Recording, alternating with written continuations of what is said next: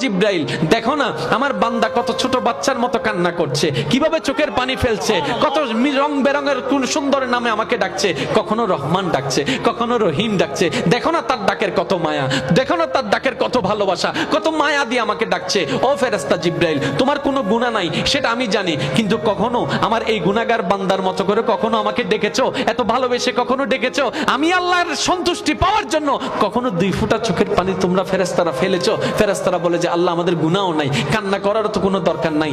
আল্লাহ পাক তখন বলে, এখন বুঝতে পারছো কেন আমি বান্দা সৃষ্টি করেছি? কেন আমি বান্দা সৃষ্টি করেছি? কারণ আমি চাই আমার বান্দা গুনাহ করলেও সে যেন বারবার আমার কাছেই আছে। জবান আছে, গালি দেওয়ার ক্ষমতা আছে, আপনি দিলেন না, ধৈর্য। আর একটু জোরে মারার ক্ষমতা আছে আপনার হাত, কিন্তু আপনি রবের সন্তুষ্টির জন্য মারলেন না, ছেড়ে দিলাম, যা মাফ করে দিলাম, ধৈর্য। High high high high. আপনি জানেন আল্লাহ পাক রব্বুল আলামিন সর্বদা প্রস্তুত থাকে বান্দাকে ক্ষমা করার জন্য। আর একটু জোরে সবাই মিলে একবার বলেন তো সুবহানাল্লাহ। এই রকমের না হয় আল্লাহর বান্দাদের সুবহানাল্লাহর আওয়াজ, আর একটু চিৎকার দিয়ে বলেন সুবহানাল্লাহ। রব্বে করিম সর্বদা প্রস্তুত থাকে বান্দাকে মাফ করার জন্য। আল্লাহ শুধু তাকায় থাকে কখন আমার বান্দা মাফটা চাইবে, কখন সে মাফটা চাইবে।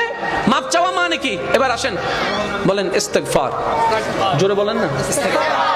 মাফ চাওয়া, মাফ চাওয়াটা কি একটু খেয়াল করেন। মাফ চাওয়াটা কি? এখন ইংরেজিতে আসেন সরি। সরিটা কি? আমি তার সামনে নিজেকে ছোট বানালাম, আমি তার সামনে নিজেকে অনুশোচনায় আনলাম, না আসলে আমার কাজটা ঠিক হয় নাই, আই এম সরি। যে সরি বলে তার আওয়াজ কি এরকম থাকে? I am sorry. এটা কি সরি লেভেলে যাবে? যদিও সরিটা আছে, কিন্তু এটা সরি লেভেলে যাবে, কারণ সরিটা যে লেভেলের, যেই শব্দের, যে কথা, আপনার ভয়েসটা থাকতে হবে তেমন, আপনার চেহারা থাকতে হবে। আপনি যদি বলেন আই এম সরি, হবে?